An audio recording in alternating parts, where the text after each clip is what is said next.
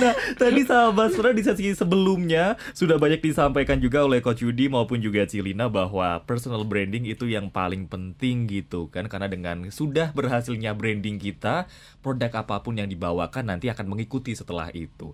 Dan ketika setelah itu sahabat Sonora nggak cukup kalau udah berpuas diri dengan pencapaian cukup dengan personal branding, kemudian produknya udah terkenal, tapi masih banyak juga inovasi yang kudu dilakukan dan itu nggak bisa dilakukan sendirian sebetulnya.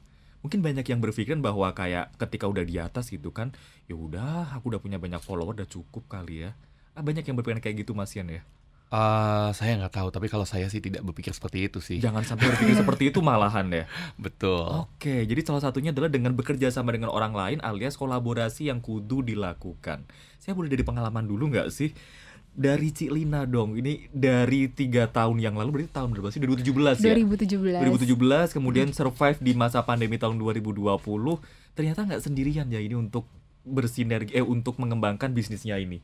Iya, jadi aku emang terus membangun networking. Karena dengan networking yang baik, kita bisa dapat berkat juga dari sana. Contohnya? Jadi emang aku kan aktif di media sosial. Jadi sekarang ini apalagi di masa pandemi kita hidup di 2 zaman ya. Ibaratnya satu di kehidupan nyata kita ngurus bakmi gitu ya. Yang kedua aku pasti hidup juga di media sosial. Itu pasti aku setiap hari harus aktif di media sosial. Gimana caranya kita mengenal banyak orang di sana. Kita bertemu dengan banyak orang di sana. Jadi banyak sekali aku kolaborasi dengan pakar personal branding, konsultan personal branding. Contohnya Kosugi Mitro. Nah itu membawa efek yang positif sekali buat penjualan aku juga. Jadi kita sama-sama saling membantu. Itu yang pertama. Terus yang kedua, aku juga berkolaborasi juga dengan fotografer. Dengan iya. Oke. Tapi mungkin sahabatnya kepikiran loh, apa ini ya? Apa urusannya antara kuliner dengan fotografer? Nah, di sini gimana ini kolaborasi apa yang dilakukan? Jadi dengan fotografer Rudy Anwar ini aku melakukan, jadi Rudy Anwar ini membawa seminar di tempat aku. Di sana produk aku juga di branding, akunya juga masuk gitu, ikut seminar. Jadi seminar itu ketemu dengan banyak orang juga kan di Zoom. And then aku juga melakukan foto. Jadi foto yang aku megang golok gitu itu perlu yang bisa aku yang bisa aku expose di media sosial. Iya, jadi perlu sekali kita melakukan kolaborasi. Jadi membangun banyak networking ya saat ini ya, perlu banget gitu loh untuk penjualan kita. Karena sejatinya manusia ini makhluk sosial nggak sih?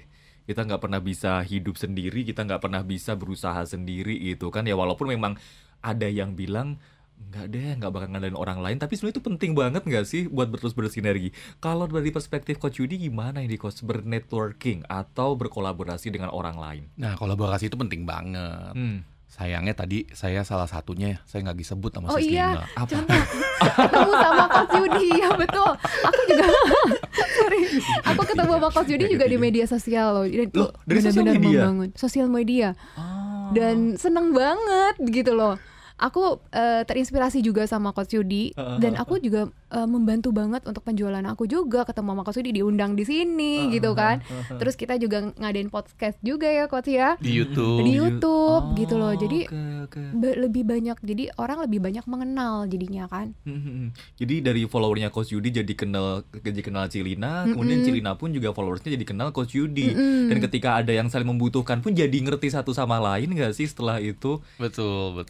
Nah, banyak orang di luar sana itu berpikir bahwa kolaborasi itu kalau kuliner ya harus dengan kuliner. Atau umpamanya saya pengusaha kuliner, ya saya kenalnya sama pengusaha kuliner aja. Tetapi kita jarang berpikir bahwa di luar sana banyak pengusaha-pengusaha yang sebetulnya berbeda produknya, non-competing, dalam arti kata kita tidak saling berkompetisi, tetapi target marketnya sama. Contohnya nih. Contohnya gampang deh. Contoh yang paling gampang tadi Sis Lina cerita bareng dengan Rudy Anwar. Di mana Rudy Anwar itu kan fotografer. Fotografer bisa nggak orang yang suka makan bakmi mau difoto juga? Bisa dong. Bisa. Tapi Sis Lina kan nggak jualan foto.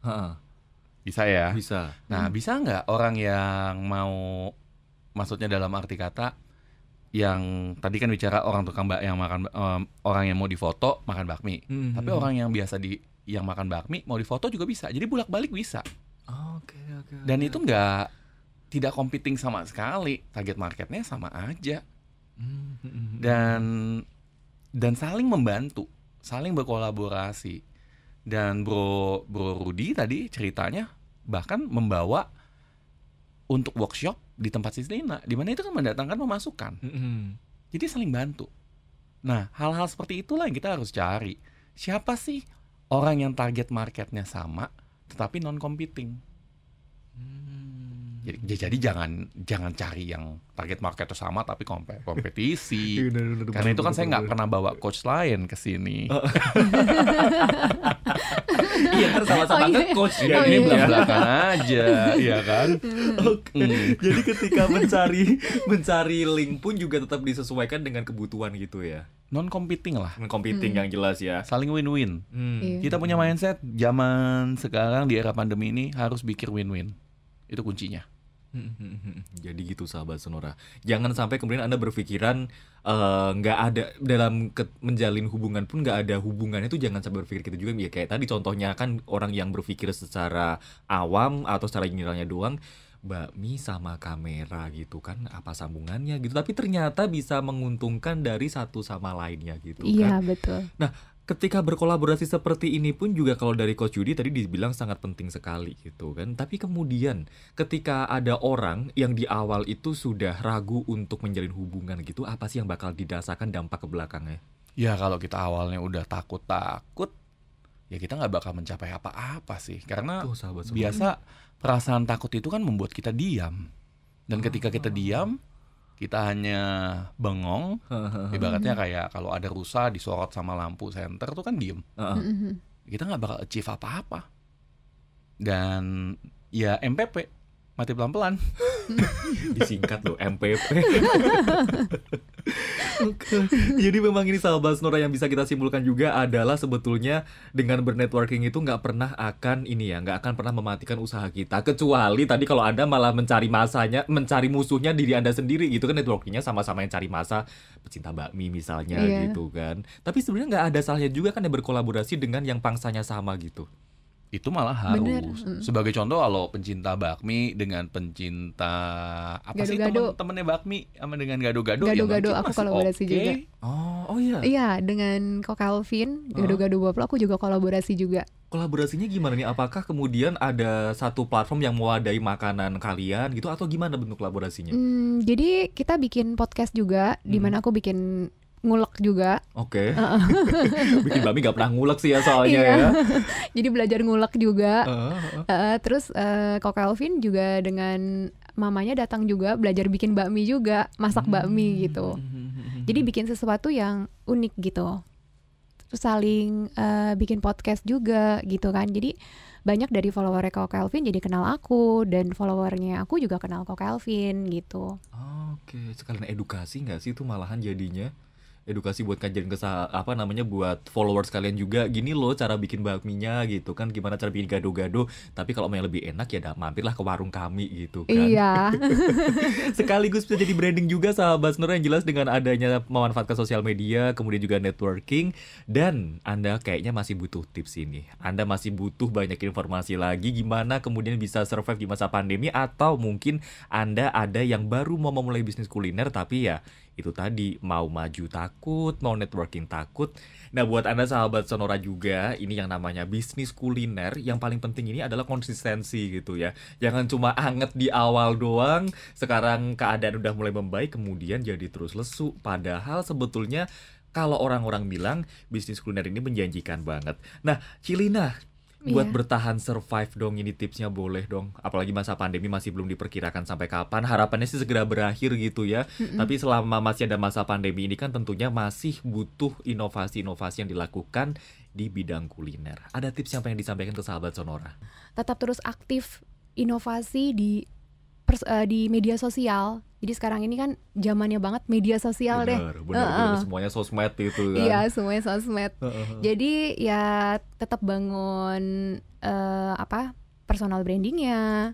Kemudian kita juga jangan sombong, harus tetap menjalin networking yang baik dengan semua orang, karena berkat itu ya dari sana gitu kan. Dan terus tetap tingkatkan juga produk brandingnya. Jadi itu sih, jadi segala sesuatu tuh jangan kalau memang kita belum pernah, kayak aku kan emang sama sekali sebenarnya aku benar-benar ibu rumah tangga yang maksudnya nggak ada kemampuan bisnis juga gitu, benar-benar dari nol. Tapi sampai sekarang bisa, aku puji Tuhan bisa ke depannya ada 3 cabang gitu kan dalam waktu 3 tahun. Itu semua tuh harus benar-benar dari passion kita mau berusaha, mau belajar dan benar-benar menekuni bisnis itu. Jadi jangan cuma sekedar kayak buat gaya-gayaan atau ngikutin tren iya, doang. semenjak udah gitu udah males, udah redup gitu. Tetap terus belajar terus. Jadi bisnis apapun harus benar-benar kita berusaha belajar dan berdoa pastinya. Ya, itu yang paling penting. Tapi ketika berinovasi pernah nggak sih ngerasa kayak mentok gitu kan, kayak bingung, aduh kudu bikin produk apa lagi, itu pernah nggak ngerasain kayak gitu? Iya pasti. Jadi pernah ada suatu saat ya, pada saat aku buka emang pertama banget kan sepi, kemudian kan viral itu rame banget, dan dimana suatu saat itu viral itu emang nggak terus menerus, pasti ada pernah ada suatu saat kita kembali lagi down banget, tapi rata-rata. Di situ kita jangan diem terus di zona nyaman, tapi tetap terus membangun apa nih yang harus kita bikin gitu. Kreatif apa lagi nih harus kita bikin di media sosial, harus kita lakukan apa lagi gitu. Nah itu dalam mencari inspirasi ada sumber nggak yang bisa dibagiin ke sahabat Sonora, mungkin lewat YouTube atau mungkin lewat buku gitu atau apa? Itu dia, aku makanya dari situ aku membangun terus, kita belajar dari orang lain. Aku membangun terus kolaborasi seperti dengan Coach Yudi. Aku banyak belajar juga gitu kan. Pokoknya banyak membangun networking dengan orang lain. Jadi bikin kita tetap terus semangat gitu. Terus upgrade gitu. Iya, terus upgrade, betul. Nah itu tadi dari Cilina, sahabat Sonora. Kalau Anda sekarang lagi menekuni bidang kuliner, bisnis di bidang kuliner, pokoknya jangan berhenti belajar, jangan berhenti menjalin hubungan dengan orang lain, karena ilmu tuh bisa datang dari mana aja gitu ya. Iya, betul. Nah kalau dari Coach Yudi, ini mungkin sahabat Sonora udah ada yang mulai kepikiran, oke deh, kayaknya udah mulai beritikat untuk bisnis di bidang kuliner gitu. Amin. Kan. Udah mulai mau serius, yang selama ini udah niat-niat doang gitu, hanya setelah denger ini jadi terinspirasi buat oke deh. Nah, ada tips yang pengen disampaikan untuk memulai bisnis kuliner dari awal ini? Ya, kalau buat Anda yang pengen mulai bisnis kuliner, harus di start dulu. Memang Anda mau nggak dan suka nggak di bisnis kuliner itu? Karena banyak orang yang startnya bagus, kemudian nggak bisa finish well. Kan yang penting finishnya. Kalau kita startnya cepet, kemudian kehabisan nafas, kita nggak konsisten dan tidak selesai, buat apa? Jadi karena itu kenapa sih banyak coach-coach di luar sana bilangnya kita itu butuh passion. Karena kalau kita bicara bisnis, kenapa bisnis itu butuh passion? Karena bisnis itu long term. Jadi nggak bisa tuh kalau memang pengen jadi media darling, sebagai contoh kayak Sislina pengen jadi influencer, mulai di sosial media awal-awal diniatin, tapi kemudian udah capek, ya nggak jadi siapa-siapa. Jadi sebelum kita memulai sesuatu harus ada rencana dan harus komit. Ya udah, saya di media sosial ya sampai akhir juga harus terus aktif di media sosial, dan sudah pasti ada harga yang dibayar. Ya ada TikTok ya joget-joget di TikTok. Iya, ya harus gimana gitu. Ya itu sebuah komitmen yang kita harus jalanin. Sama dengan bisnis kuliner atau bisnis apapun itu.